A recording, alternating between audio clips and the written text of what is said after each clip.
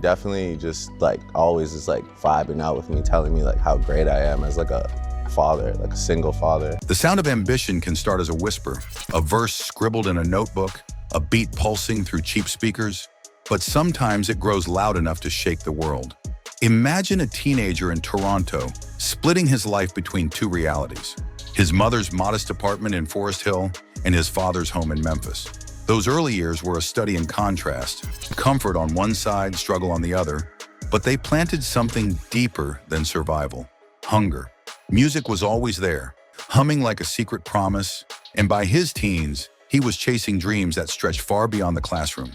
Fast forward, and that promise didn't just come true, it exploded.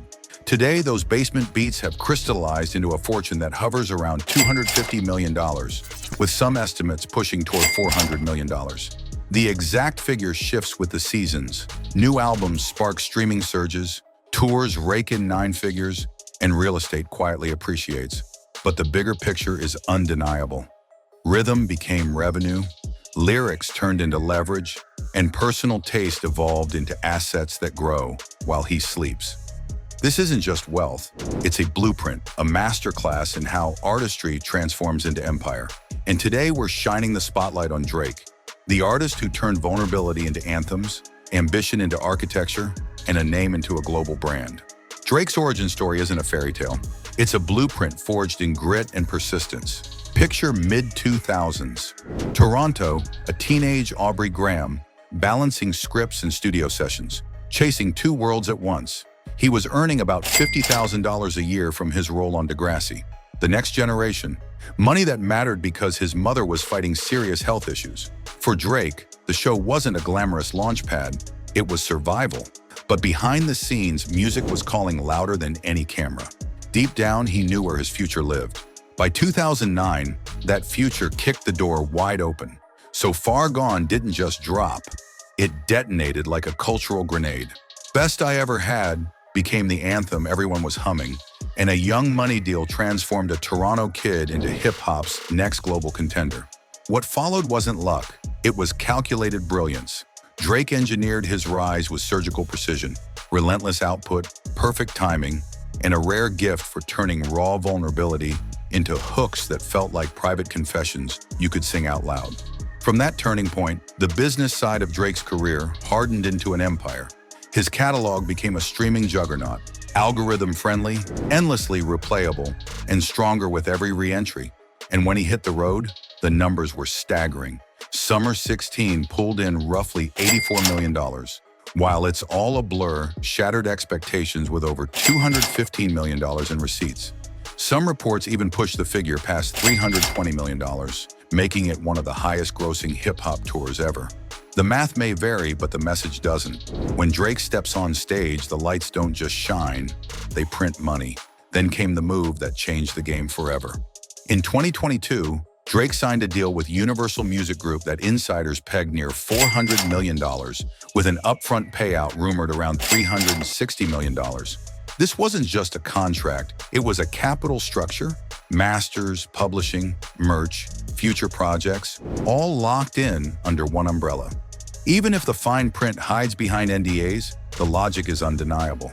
Drake converted cultural influence into institutional value, the kind measured in decades, not release weeks. In 2022, Drake didn't just sign a deal, he rewrote the playbook. The agreement with Universal Music Group wasn't your typical artist contract, it was a financial fortress. Industry insiders pegged the package near $400 million, with whispers of an upfront payout around $360 million. This wasn't about ink on paper, it was about architecture. Masters, publishing rights, merchandise, and future projects, all secured under one umbrella. Even if the fine print hides behind NDAs, the truth is clear. Drake transformed cultural influence into institutional power, the kind that stretches across decades, not just album cycles. And if the numbers sound staggering, the real-world proof stands in stone and glass. In Toronto's Bridle Path, nicknamed Millionaire's Row for its exclusivity, Drake built a home that feels less like a residence and more like an idea brought to life. Known as the Embassy, this estate sprawls across 50,000 square feet and carries an estimated value of $100 million. Step inside and the scale hits you instantly. A 44-foot great room crowned by a chandelier dripping with 20,000 hand-cut crystals, casting light like frozen fireworks. Nearby, a Murakami-adorned Bosendorfer grand piano turns music into art, while a 3,200-square-foot primary suite folds luxury into intimacy with champagne and whiskey bars tucked into its corners. Black granite and marble floors whisper permanence, and an NBA regulation basketball court glows beneath a glass ceiling designed to make every game feel like ritual. Down the hall, a curated jersey gallery and an awards room treat trophies like artifacts, each one a timestamp in a career that refuses to slow down. The Embassy doesn't scream wealth, it hums with intention. Heavy materials, formal symmetry, and craftsmanship built to age like sculpture rather than fade with trends. It's a house designed not for now, but for forever. And Toronto isn't the only stage. Drake's portfolio stretches across borders, with reports of a Beverly Hills trophy property valued around $75 million, and past holdings in Hidden Hills, the kind of neighborhoods where privacy is currency and square footage buys silence as much as space. Every acquisition feels deliberate, every address chosen for more than just a view. It's not real estate, it's legacy in concrete and glass. If the Embassy is the crown jewel, then Drake's other homes orbit like satellites. Strategic retreats designed to recharge between album cycles and extend his aesthetic beyond Toronto's skyline. Each property feels deliberate, chosen not just for luxury, but for privacy and permanence. Beverly Hills boasts a trophy estate rumored at $75 million, while his past Hidden Hills holdings speak to a lifestyle where silence is as valuable as square footage. These aren't just houses, they're chapters in a story about scale and intention. Step outside the Embassy and the narrative shifts from architecture to horsepower. Drake's driveway doesn't just hold cars, it curates ambition. Valued around $9 to $10 million, his collection reads like a manifesto of rarity and performance. At the top sits the Bugatti Veyron Sang Noir, a unicorn among hypercars, one of a handful ever made. Its quad-turbo W16 engine delivers 1,001 horsepower and rockets from 0 to 60 in 2.5 seconds. Price tag?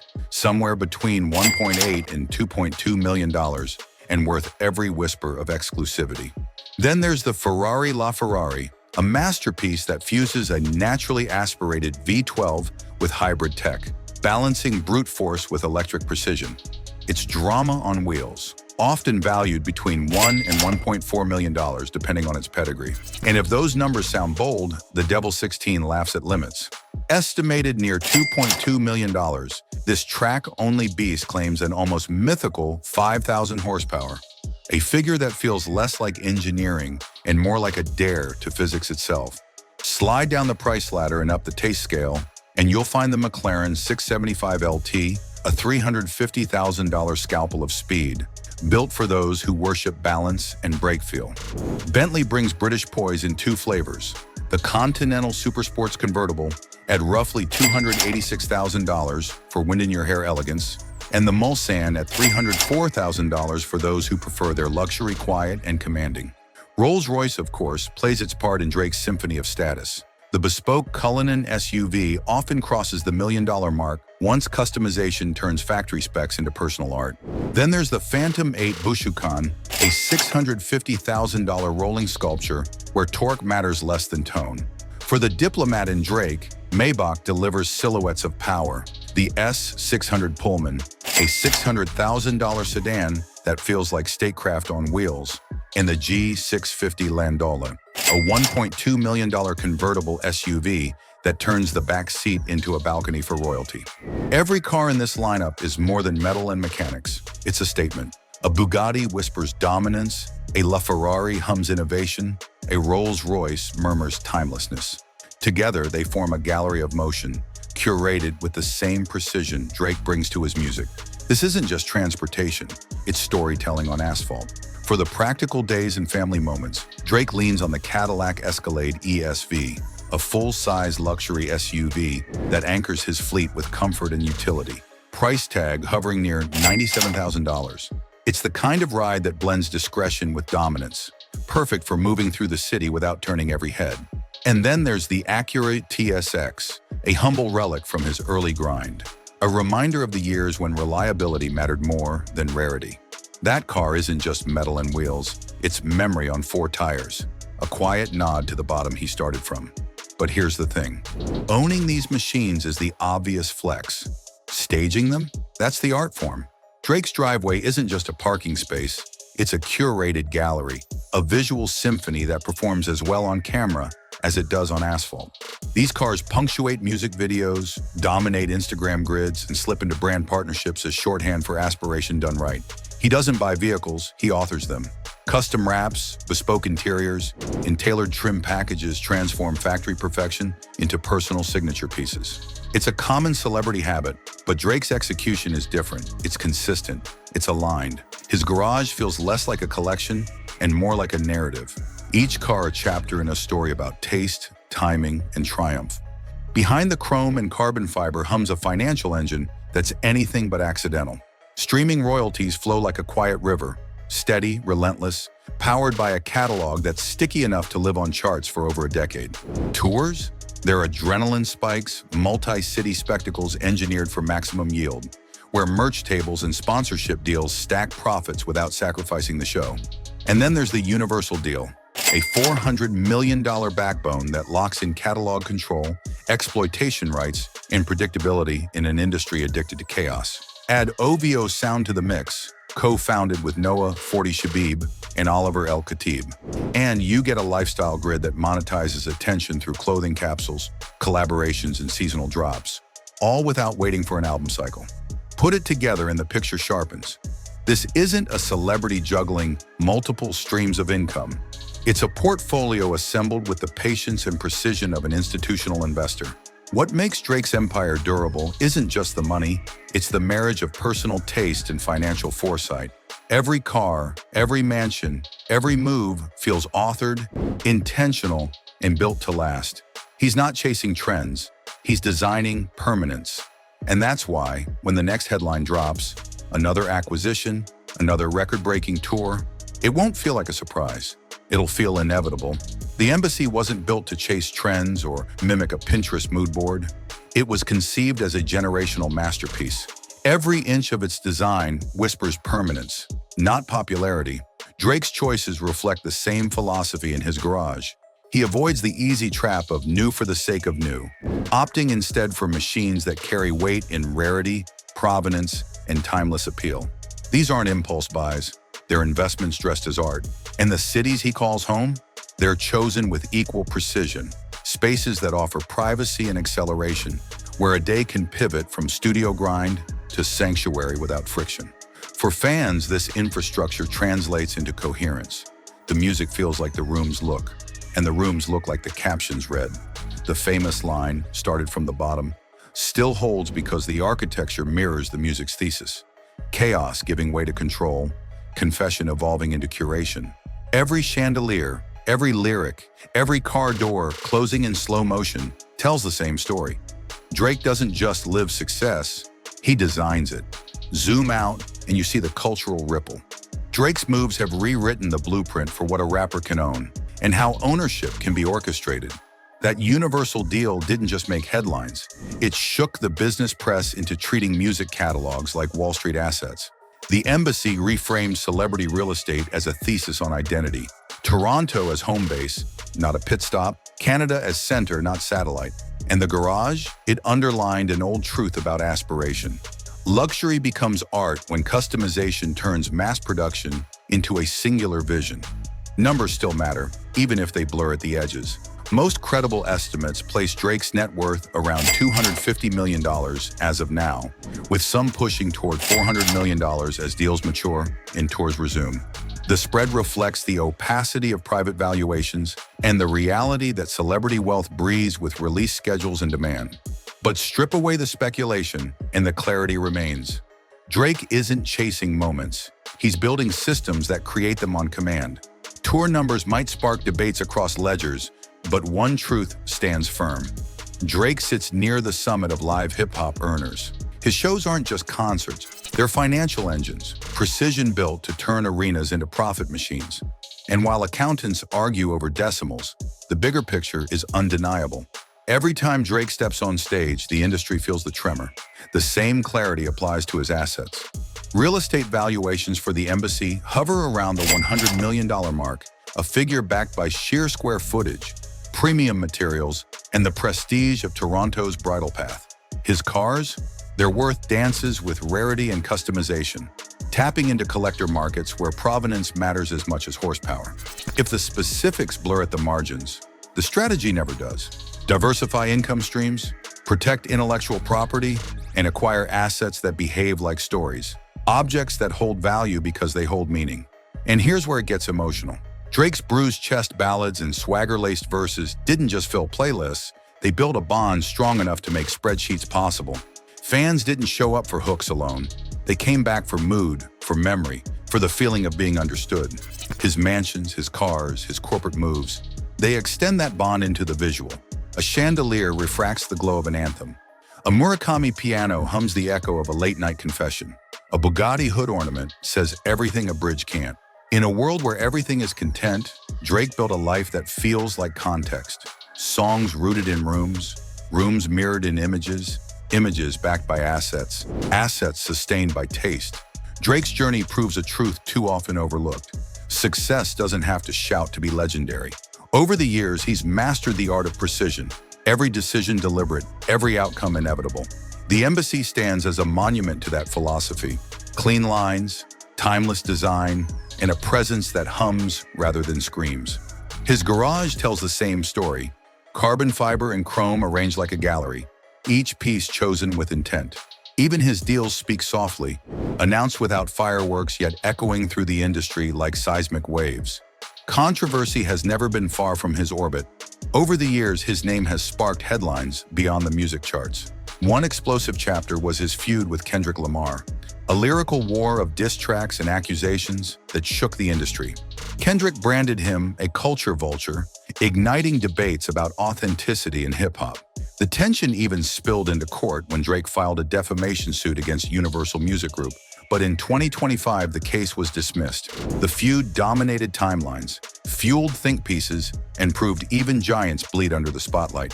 Whispers of inflated streaming numbers and algorithm manipulation followed, then AI scams, fake Drake accounts promising merch and tickets, cost fans millions. Add leaked DMs with radio host Ebro Darden, and you have a portrait of power casting shadows. Yet through every storm, his brand didn't just survive, it expanded. Behind the headlines lies a softer story, love and fatherhood. His journey began in 2017 with the birth of his son, Adonis Graham, with French artist Sophie Brousseau. At first, rumors swirled. Was he hiding a child? But Drake silenced speculation, embracing fatherhood publicly. Since then, Adonis has become a fixture, from courtside NBA appearances to Instagram celebrations. In Amsterdam, Drake even shared, "This is where my son was conceived," turning a concert into confession. Romantically, his life remains a carousel of speculation, linked to Rihanna, Serena Williams, and more recently, Johanna Leia. Yet for all the rumors, he guards his heart, letting music speak. Tracks like Marvin's Room and Fire and Desire aren't just songs. They're windows into a man navigating fame, vulnerability, and the search for something real. Now let's look at it this way. A winter night in Toronto. Snow curls along the edges of limestone and bronze, softening the sharp lines of a mansion built to outlast time. Inside, light spills across polished marble floors, tracing the geometry of a great room crowned by a chandelier dripping with 20,000 crystals, each one catching the glow like frozen sparks. A Murakami-adorned Bösendorfer piano waits in silence, a piece of art disguised as an instrument. Beyond that, an NBA regulation basketball court glows beneath glass, ready for a midnight run. Down the hall, jerseys line the walls like chapters in a book, each one a timestamp in a career that refuses to slow down. And in the garage, a Bugatti badge gleams under soft LEDs, calm, understated, yet carrying the weight of its reputation like a crown. Drake moves through it all, not as a guest, not as someone arriving, but as the architect of this world, brick by brick. The empire doesn't scream, it whispers. And in that whisper lies a blueprint for permanence. Because here's the truth. Net worth is just a headline. The real story is structure, catalog leverage, touring precision, brand ecosystems, and assets chosen not just for value, but for memory. His mansions and cars do what his music did first. They make emotion tangible. Every chandelier refracts the glow of an anthem. Every piano hums the echo of a late-night confession. Every car door closing in slow motion says what a lyric can't. And as the next cycle spins, another album, another tour, another quiet acquisition, the numbers will shift, the rumors will swirl, but the lights at the embassy will still glow against the snow. Strip away the estimates and the noise, and what remains is clarity. Drake didn't chase moments. He built a system that manufactures them on command. He built something meant to last. If this deep dive into Drake's empire gave you a new perspective on ambition and artistry, hit that subscribe button. Stay tuned for more journeys behind the music, the money, and the moves that turn icons into architects of their own legend.